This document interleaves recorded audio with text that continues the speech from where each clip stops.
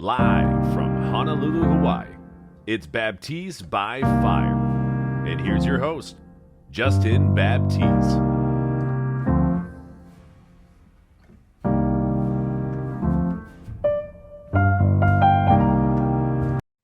Welcome back to another episode of Baptiste by Fire, Conversations with Justin.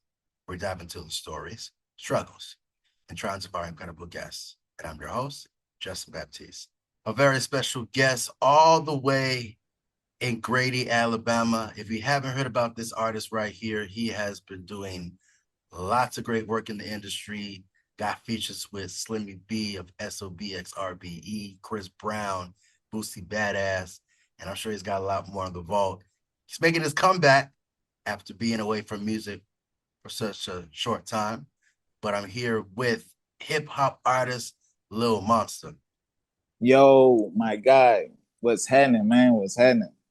Good to see you, my friend. I know it's been a minute since we've last seen each other. You know, you were out here in Hawaii for quite some time. Can you tell us about your Hawaii experience and just what have you been doing these days, man? Man, these days I'm just cooking up, steady, staying on the same, well, not really staying on the same thing that I've been on, but like trying to do better really, because I'm a father now too, so that's different, you know what I'm saying? Like being a rapper and being a father, that's like, you know what I'm saying? That's a whole different job within itself, you know what I'm saying? And then my experience in Hawaii, bro, I forever tell people that Hawaii is really like one of the places I feel like in the world that I can call home. Like that's one of my homes. So, because when I go there, I get love there. It's just like, you know what I'm saying? If I was to actually go home, you know what I'm saying? So, I mean, and I got hella people that I call family now that's out there. Like you one of the people. Like, you know what I'm saying? Like, man, it's a lot of people that I met that been very, what can I say, essential to my career. You know what I'm saying? Like, shout out Josh. You know what I'm saying? Shit, but that's what started it all. You know what I'm saying? Man, you actually met through Josh, I think. That's right. Yeah. We actually met through Josh. So yeah.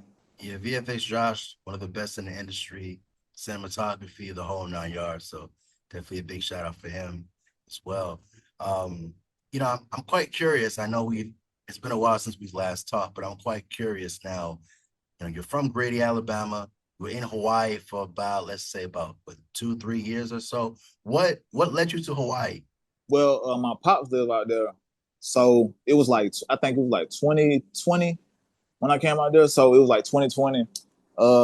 So I was doing music, you know what I'm saying, but it was moving, but it was like a super slow pace.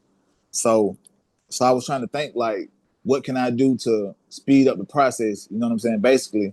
But then I'm gonna chop it up with my dad, and I had just made a song called "Biggest Demon," and that's actually like one of like that's the song that boosted everything for me. But I didn't know how hard it was, but he did. So he heard the song and he was like, "Bro, this is like this song is fucking nuts." He like, "Bro, what we trying to do?" I'm like, "What you trying to do?" He like, Shh, you trying to fly to Hawaii Thursday? And it's like Tuesday, you feel me? I'm like, yeah. He like, yeah, we come out here, then you see what you can do. You know what I'm saying? Like, it's hella people out here, it's connections and shit out here. Like, you ain't got to just go to, because most people that's from Alabama, when they do try to blow up in music or something, they always move to Atlanta. You know what I'm saying? Like, because that's the closest place to where I'm from that has like resources for music and stuff like that. So I wanted to try something different. So I went to Hawaii, and I wanted to see Hawaii too, because I always seen it on TV. I wanted to see if it was the same or if it was just all just one big, you know what I'm saying? But it actually turned out to be way more beautiful than I thought it would be though. Like, man, it's beautiful out there. Yeah, but that's what led me there though. Like, I wasn't even supposed to be there, bro. I was not supposed to be there. I didn't have no plans on coming to Hawaii or nothing. Never did. Like, never once in my life until he heard that song And then when I came out there, I was supposed to come back to Alabama. But then when I came out there, we shot the video, the Love Don't Live Long video. That's when I met Josh. And then when I met Josh, I started meeting everybody. You know what I'm saying? From you to Sway Lee to SOB, people who work with Empire Records, people who worked on like real movie films. You know what I'm saying? Like getting to see that in real life is just something amazing in itself, bro. Like, cause I didn't know that all that goes into just doing one little scene or something like that. You know what I'm saying? Like to see all that, man, I fell in love with just all of that as a whole. I fell in love with it. So I was like, man, I think I'm gonna stay here for a while and just see what I can, you know what I'm saying, see what I can do. I feel like it wasn't a bad idea, obviously now. You know what I'm saying? That's one of the best decisions I ever made, bro. That's one of the best decisions I ever made. And congratulations on being a father. I know that you Appreciate you, brother. Yeah, congratulations on fatherhood. I know that you had your child in Hawaii. I know that you're back in Grady, Alabama. But I gotta ask you, what it's like to be back in Grady, Alabama, and what's the music scene like there? I mean, the music scene, I can say the music, I mean, it's really no music scene really. It's just like people, I'm one of the few from where I'm from that's doing what I'm doing. It's other artists that's doing stuff too, but they're not where I'm from. You know what I'm saying? But I got now that I done started MLB, so that's like a legit record label now. So we got some artists on there that's gonna be coming out soon. Well, not coming out soon, but making their debuts with their albums and videos. One of them is YFK WAP. That's my little brother. I got my cousin Tisdale. We done worked together 1,000 times. My homie Dollar. Trying to think who else? Say what? Well, he's not actually he's not with MLB, but he's one of the people that's making noise around here. But it's not too much of a like we really create the music scene like where I'm from. Like it's not a lot of that's why I can like nobody can literally just stay here their entire life and never go anywhere else and blow up here. Like, I mean, you can, but lightning don't strike twice. You know what I'm saying? Like the same place twice. Like that's very rare to just you never leave Grady, Alabama and you blow up in music. Like, I don't think that's gonna happen, sir. You're gonna have to go somewhere like just to get heard. You can still live there though. And how it is, now that I'm back, I mean, it's really I always got the same love. Like it's the same love. I still be with my same homies. Like same like I ain't gonna say I'm more famous now. I don't wanna use the word famous around here, you know what I'm saying? But I'm more people be knowing me and I don't be knowing them. So it's like I might be in Walmart just shopping and somebody I don't know me. You know what I'm saying? Like, oh man, like I never got that at home at first until I came back. So when I came back, I noticed that people actually they was paying attention when I was gone. Cause before that, I could go anywhere I wanted to go and then nobody know me from a can of paint. You know what I'm saying? Just a couple people and my little core fans. But now it's just, I mean, it's cool now. It's cool. It's just not a lot to do where I'm from. I just wanted my daughter to be around like family like while she growing up. You know what I'm saying? Cause in Hawaii, the only person that is my family in Hawaii is my dad. So who am I gonna have to when I gotta do shows and do and go here and go there? Who's gonna be keeping her? Who's watching her sometime? You know what I'm saying? So I had to adjust my life to where it'll work.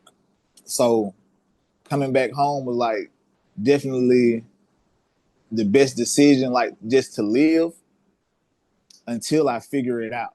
Cause she only 2, you know, like she still got time to grow up. I still got time to think.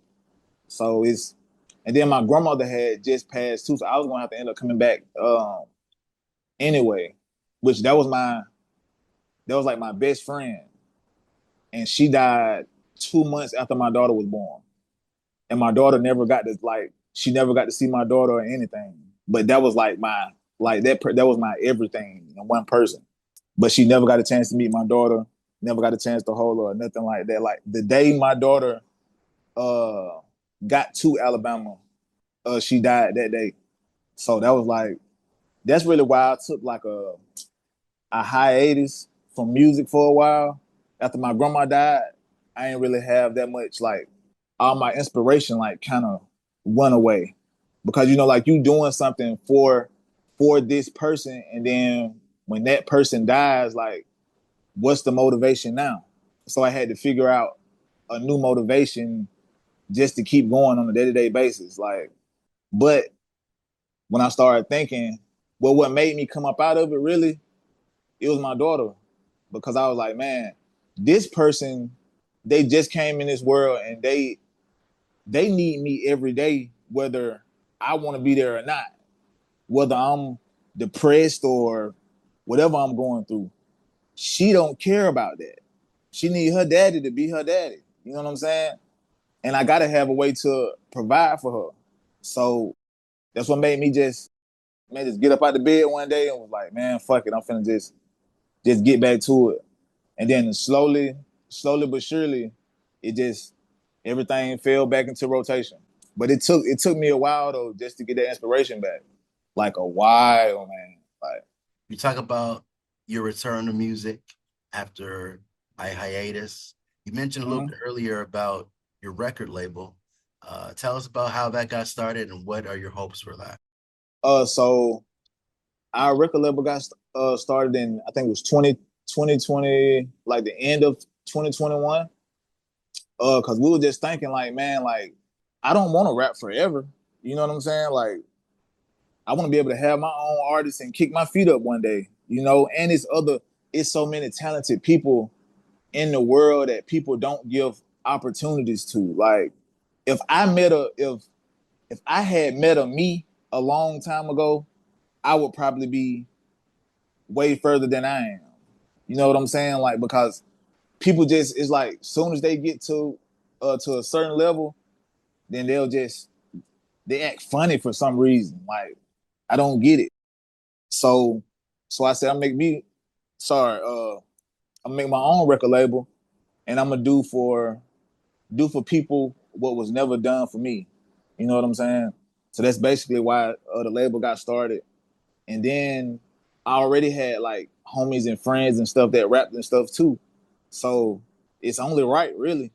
Since we've last talked, I mean, you have been releasing lots of singles in your career. 2008, Weezy, that's your latest single that you just recently dropped. Let's talk Yep. about that and, what kind of, inspired that single. Man, I ain't gonna lie. I kind of I felt like I was possessed by like 2008 Wayne. Like I felt like I was really like, cause like I didn't try to make the song sound like that. It was just like how it came out. Like when I was rapping and when it was after the song was done, my engineer, he was like, bro, this sound like some like 2008 Wayne shit. Like, and I'm like, uh, listen to it again. I'm like, bro, this is exactly what the fuck this is. Like, so I felt like I really felt like I was possessed by 2008 Weezy. So that's why I just called that song that. Wayne will always be my favorite rapper until the end of time. Like that's the GOAT, that's the Godfather. He's I'm talking about the Messiah to me. But I don't copy his flow or nothing like that. It's just, like people who if that was who, because I actually taught myself how to rap from listening to his music, and I used to like write down all his words that he said in the song, and then I'll just replace all those words with my own words and just rhyme them in the same way that he did. So he literally taught me how to rap, like literally, just from listening to his music and dissecting it and doing it like that. Because I didn't know how to rap at first. Like this was probably like 16, probably like I was probably like 14 and yeah, I was like 14.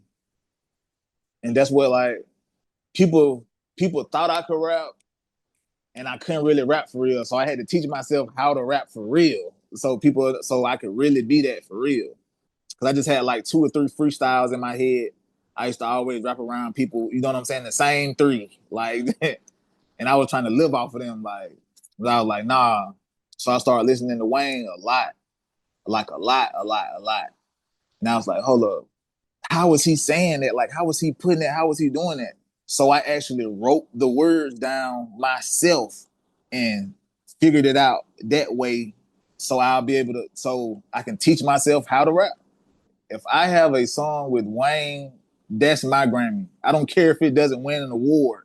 I don't care if it don't win nothing. I don't care if only 200 people hear it. That's something for me. You know what I'm saying? Like that would be insane. You've released tons of singles, as I just mentioned earlier before. You just recently released a new single, but I want to talk about your debut album. Back on March 19th of 2022, you released your debut album, The Price of Pain. Let's talk about the success on that album. And I know that you're also working on a second album. So could you tell us about your second album that you're working on and the success of Price of Pain? Okay, my second album, I got like 2 titles I'm going with right now. So I don't know which one I'm going to use it, but I think I'm gonna use songs I never wrote. I'm gonna call it songs I never wrote. And just speaking on like The Price of Pain, it was really like the that was supposed to be the prelude to songs I never wrote, but when it came out, people treated it as if it was an album itself, and it really wasn't. It was like an EP or something like that. Like 8 songs to me is not an album. Like it's not a like that's not a full project to me. But probably like 2 days after it dropped, I knew something was weird because like I started getting like a lot of like random followers out of nowhere. So I'm like, okay, I'm like, is this from the album or is this just, you know what I'm saying? Like people just following me because they just following to follow. But then I ended up gaining like a whole nother 8,000 followers. And then stats came in and everybody was like, bro, you number 5. I'm like, oh shit. And then Dirt was number 7 at the time. So that's why it blew me when I like seen that I was number 5 because Dirt was number 7 and he was on fire at the time. And that was a whole album, a whole project he put out. You know what I'm saying? So for me to put out a little 8-song EP with only 1 feature, like, and no backing behind it. But I can say I want to give a big shout out though to my dog Bobby. Bobby, my engineer, man, this guy, bro, I'm telling you, he is just something about like when me and him get in the studio and we work, he know exactly how to mix up my vocals and know how to this where this needs to go. I'll say something in the second verse and he'll grab that and put it at the beginning of the song. I didn't even say it like that. He be seeing like the vision that I be seeing already. So when we get in there and work, bro, it's like it's magic every single time. He actually taught me how to record myself and mix myself too. So I'm starting to learn how to do that too. So I might get into in the future, get into producing, trying to produce some people albums and stuff like that too. Since you've been having quite the success in your music, you definitely have a couple of great features. In your debut album, The Price of Pain, you have a feature with Slimmy B of SOBXRBE, and you've also got some features with Chris Brown and Boosie as well. Since you've had 3 good features with some of the best in the industry, what is your favorite collaboration? I can say my favorite one probably the one with Boosie because it was so. I'm from the South, so Boosie is like a legend, like where I'm from. So I always like grew up like listening to his music and stuff like that, but I never thought I was gonna get the chance like to meet him or nothing. So he actually came to Hawaii and came to the session and recorded like with me, and he didn't have no entourage, no nothing. Like he came literally one deep, like to the studio session. It was just like kicking it like with like one of my partners. Like really, like man, that dude's so cool. Like he too cool. Like he looked fake when you were around. You know what I'm saying? Like it's like he don't like he a real person. Like bro, like damn, bro, this Boosie, but he's so he's so genuine and real. You know what I'm saying? Like he ain't like people love to portray people as they music. Like oh, you meet Boosie, he's this big scary roar. You know what I'm saying? Like dude, this man got kids and everything. You know what I'm saying? Like he's a normal person at the end of the day. But that was my favorite. Like that's my favorite one, bro. My favorite one so far is Boosie. And it's really because I got to sit down with him after it. You know what I'm saying? Like, because he was supposed to come for like an hour and then leave. But man, he came and we stayed. I'm talking, man, we ate chicken wings and all type of shit, smoked. You know what I'm saying? Like for like 3-4 hours after the song. We weren't even recording. He was just listening to my music and watching my videos, giving me tips. You know what I'm saying? He was just giving me free game. So I soaked all that up. Like just being in the room with him, everything he said and did and told me what to do. You know what I'm saying? I remember all that. Since you've had those collaborations, I mean, you've got a feature with Chris Brown, Slimmy B, Boosie. I forgot to mention Blue Da Vinci as well. Oh yeah. Yeah, that's still Unc. Yeah, that's Unc, man. I ain't seen him in a while though, cause I ain't been to Miami in a good little second, like in a good little minute. I ain't been to Miami, but I chopped it up on the phone with him. I think it was like probably like 2 weeks ago. Yeah, like 2 weeks ago or something like that. We always keep in touch. Like that's why I say that's Unc. Like I don't even call him Blue. I call him Unc. You have a lot of experiences in your career, some traumatic stuff, but overall, you've grown as a person. Going back to just your early beginnings of your career, I know that your mom and your sister were major motivators for you in your career. Can you share a moment when their support pushed you to keep pursuing music despite your obstacles? And I know after your cousin K Dawg passed away, I know that he took it more serious in music. So can you share just Really, man, when K Dawg died, it really like it cause he always used to tell me that I was gonna be a rapper all the time. But I didn't even really like music like that then. So when he died, I kind of felt like I should do it just to fulfill something that he seen me as a rapper and I didn't see myself as one. So after he died, something just came over me. I started rapping every single day, like every single day I started writing, every single day. And then I learned to love it. And I was like, okay, now I see what he seen a long time ago that I didn't see. Because he died at the age of 17 and I was 16. And like I told you, I was trying to be I mean, like 14, I was rapping and doing stuff like that, you know, so, but I wasn't a rapper yet. But he thought I was this back then. You know what I'm saying? Like he thought I was like one of the hardest people he had ever heard in his life. So that made me like go just overboard when he died. And I can say a moment when so I had a show. It was like my first show ever. And I was like 16. Yep. I was 16, my first show ever. So I remember being like super nervous. Like I'm talking about, when I say nervous, I'm talking about like throw up nervous. Like you nervous as hell. Like man, I was so nervous.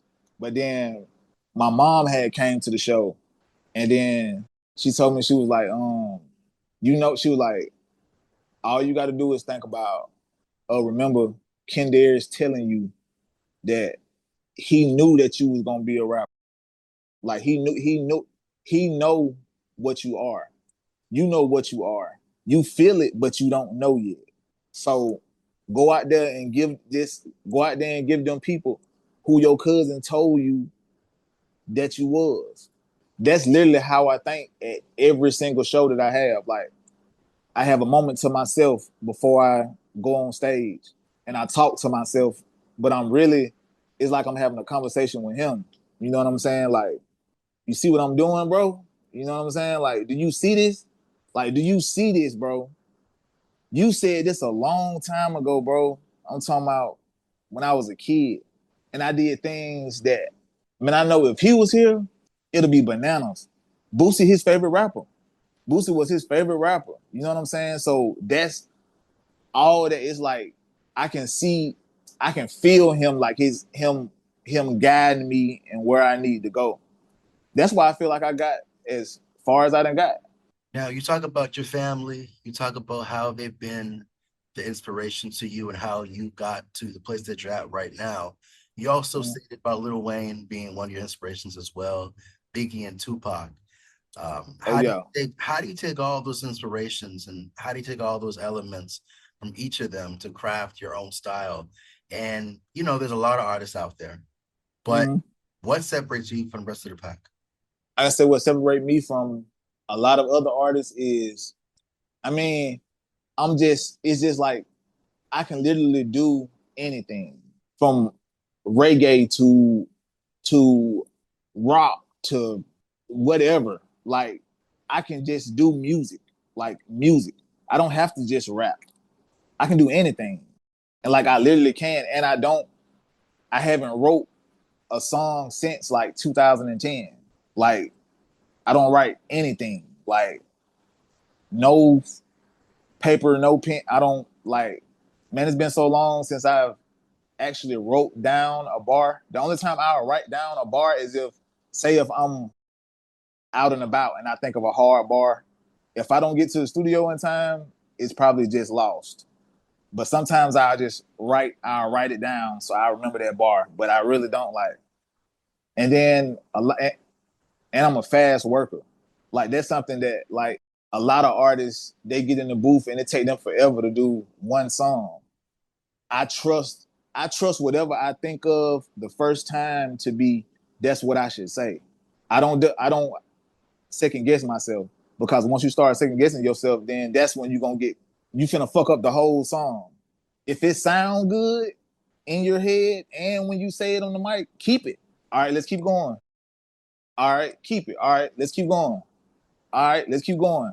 Bro, I done sat in there with Bobby and did literally like 3 songs in probably like 25 minutes.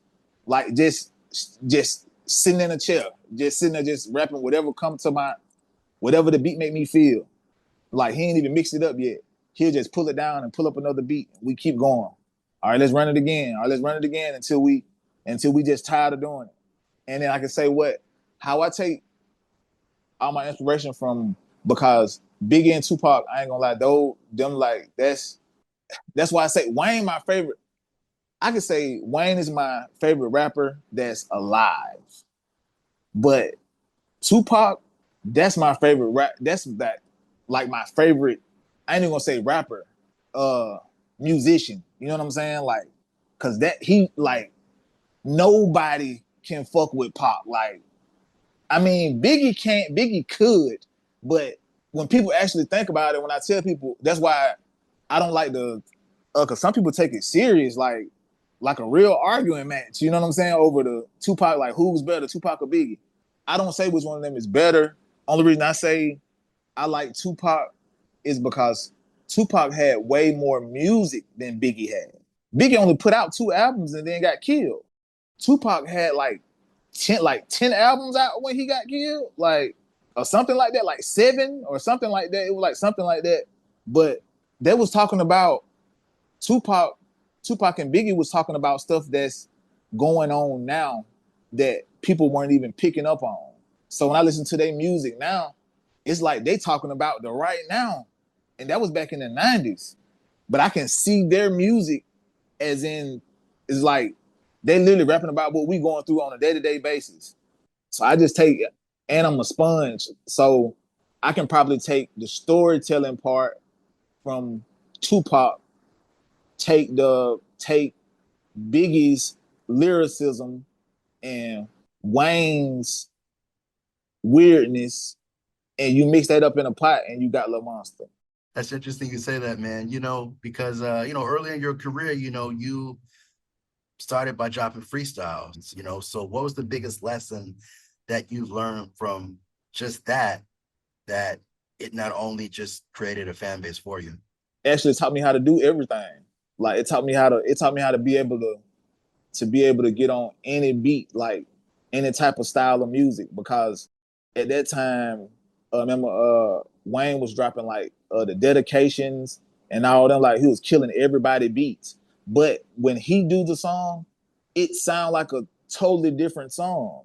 Like it sound like it's his song or something. Like so that's what like going over people beats all the time. It taught me how to be versatile. So sometimes you might like I used to hop on Nicki Minaj type beats. You know what I'm saying? Just to try any and everything. And that taught me how to. So now, say if I am in the studio with Taylor Swift or Ariana Grande and they won't be on the verse of this song or something like that, that's easy because I already did that before. You know what I'm saying? Like I can do anything. One of the things that you mentioned earlier was you can pretty much do a lot of different things when it comes to music. Doing a rock or reggae album? I actually want to do a rock album though. I swear I do. But I want to be like a little EP though, probably like 6 songs, and see how people take it. And if they like it, I'll keep that. I'll still be rapping too, but I'll just be doing both. Like I'll turn to a full rock star, like a full one. And I was just gonna say, I was like, but doing like a reggae, I'll do something like that too, like something. I ain't gonna say it's like reggae / hip hop type album. You know what I'm saying? Because I done heard like Wiz Khalifa get on some beats that were like some Afro type beats. Yeah, so yeah, I'll probably do something like that. I actually got some songs like that. They're just not out yet. You're a creative artist. You've started from just the creative mindset of it all, known from your lyrical ability in an era where most people or most priority vibe over bars. So how do you Right. balance staying true to lyricism while keeping your music accessible? I say really just being me. I because it's like trying to teach a old dog new tricks. I can't dumb myself down for the dummies out there. My music ain't for the dummies. You know what I'm saying? Like if you don't want to hear no cool bars or nothing like that, then you wouldn't be a fan. You know what I'm saying? But I know how to. Music is a sound. You can say in it. I can say blah blah blah blah blah blah blah blah blah. But long as I say it in a cadence where you will like it, hey, I still can win. So I still like I evolve with the music. If the music is a certain type of music that's out, I can do that same type of music, but still use punchlines and bars. It just your cadence and your melody. Like that's what's gonna make people feel it. Can they feel what you saying before? Because people feel stuff before they actually hear it. Like they don't listen. When you hear a song on the radio, you just driving and then you be nodding your head at first, and then you start listening.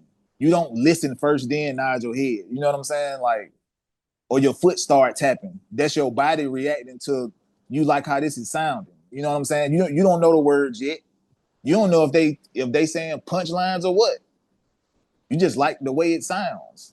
And I know how to make my music, how to just stay true to myself, but still give the people what they want at the same time.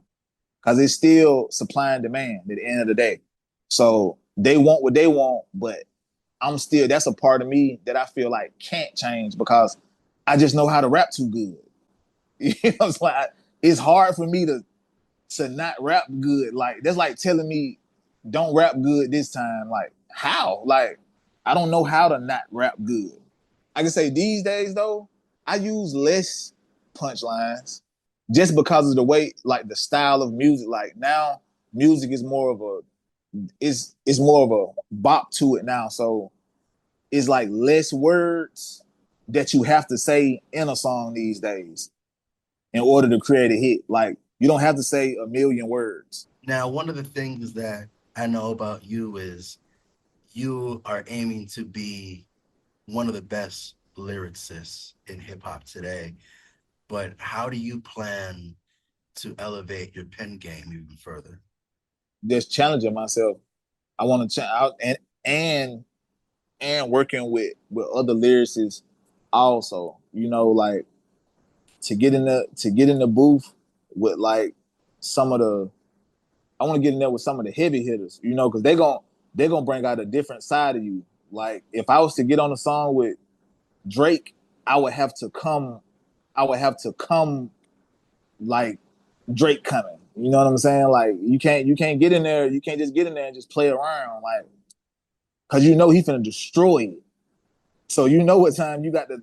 That's really just challenging myself. Now, for you and your career, you've been through lots of adversities and lots of things that have gotten you to the place that you're at right now. How do you make sure that your music reflects growth and not just struggle? Being in a happier place when I make music, like being in a better headspace. Like that's how if if I'm depressed, my music is gonna be depressed. You know, if I'm happy, it's gonna be happy. If I'm mad, it's gonna be angry. You know, so I always try to keep a certain type of mindset about myself. So when I do music, if I'm feeling good, then all my music is just gonna keep being because I don't promote. I'm not gonna say I don't rap about violence or nothing like that, but I don't promote violence though. If you get what I'm saying, like I rap about things that I've seen, done, or heard, or people around me are going through. You know, so that's all that I rap about. You talk about your journey from Grady, Alabama, and just everything that you experienced in your career, even to being in Hawaii for a few years. Mm-hmm. What's the ultimate message that you want fans to take away from your journey from Grady to where you are right now? Don't believe people when they tell you that you're not what you are. Whatever you believe you are. And you have to be it. Like actually be it. And once you do that, that's when you're gonna feel like your spiritual journey is gonna start then. Like that's when you become who you're supposed to be. Like don't let in it. That's why I tell like younger artists and stuff that I know, like they get discouraged and stuff. I'm like, bro, I done been performing before and they didn't cut the lights on me in the club. Like when I was first starting out, like they actually cut the lights on and people walking out leaving while I'm performing. Like, do you know how that to a normal person that would have made them stop doing music forever? It didn't do that for me. It made me mad. Like it made me want to show you like why you never gonna be able to do that again. Like you're never gonna turn the lights on me ever again and embarrass me like that. Like, are you like okay? I went straight to the studio after the show. But that's what I would tell. That's what I would tell anybody. Like that's because where we from ain't no where I'm from is it's not that much hope. Like is people aren't trying to tell somebody to be better than they are. They either want you on their same level. If you do when you start doing better than them, then it's gone.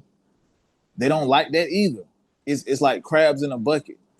So that's why I kind of like if you from where I'm from, man, you gotta just steady yourself and do what you doing and stay on your own mission. Now, for you and your career, knowing that you've had quite the experiences in your career and you overcome a lot of things, is there anything that you wish you would have known when you first started out in your career? Something I wish. Let me see. I wish I would have knew how like I wish I would have knew this game is not it's not a trustworthy game. like early on, I was like extremely green. So a lot of people I done been used before, you know what I'm saying? Like, just, if I knew everything that I knew now, back then, I'll be, I'll be a whole different person. But I also feel like I'm glad I didn't know that it's a fucked up game though, because if I wouldn't, then I wouldn't, you know, I wouldn't know what I know now.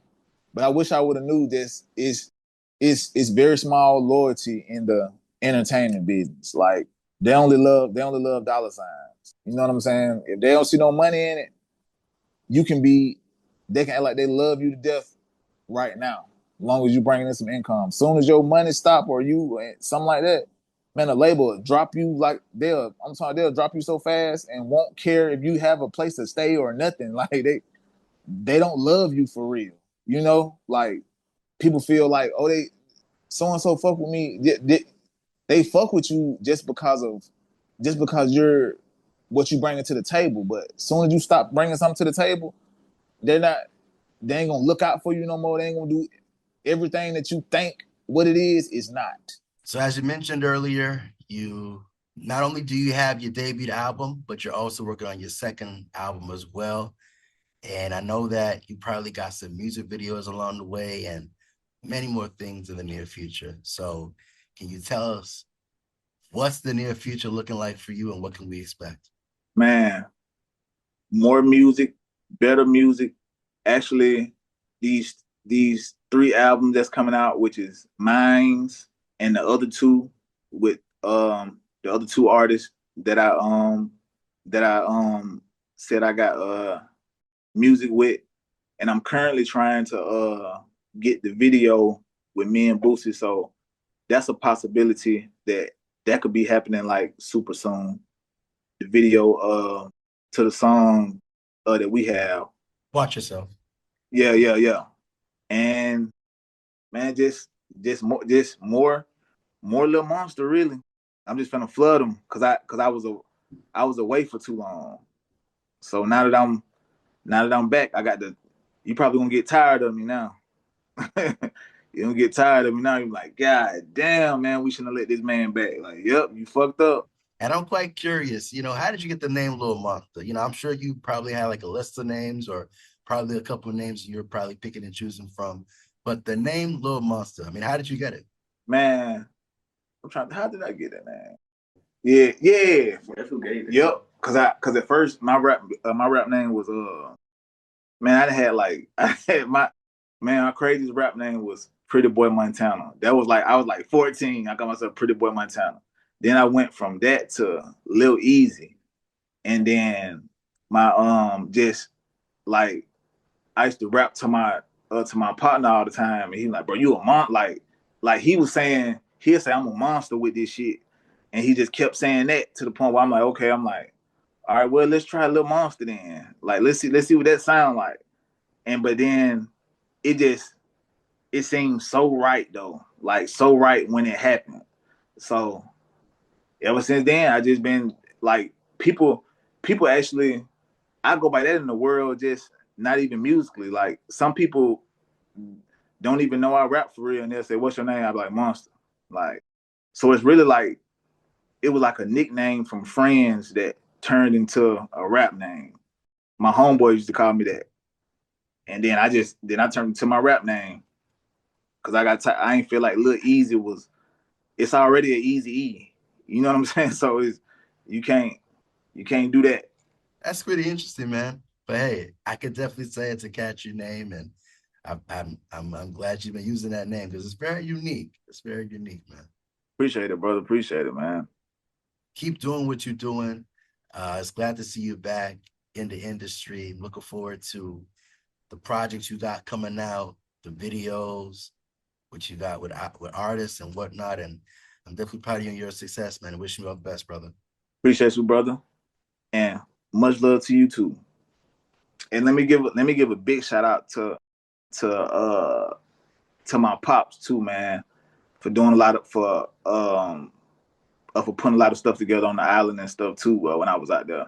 Cause I ain't mentioned him in this interview, I want to give a shout out to my pops too, and my partners Dunk and Five and KJ too, cause them niggas kept me grounded in this shit when every time I like thought left of any situation. They the ones that stay in my ear, that tell me, like, they remind me that I'm Lil Monsta all the time. Cause sometimes I have to be reminded, just because I'm human just like everybody else. You know what I'm saying?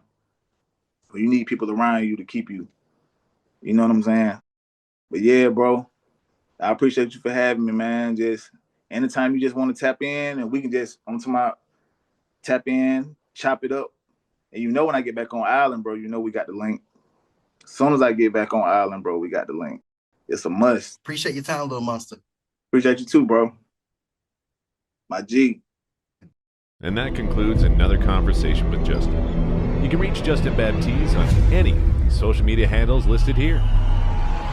So, until we meet again, remember, it's Baptiste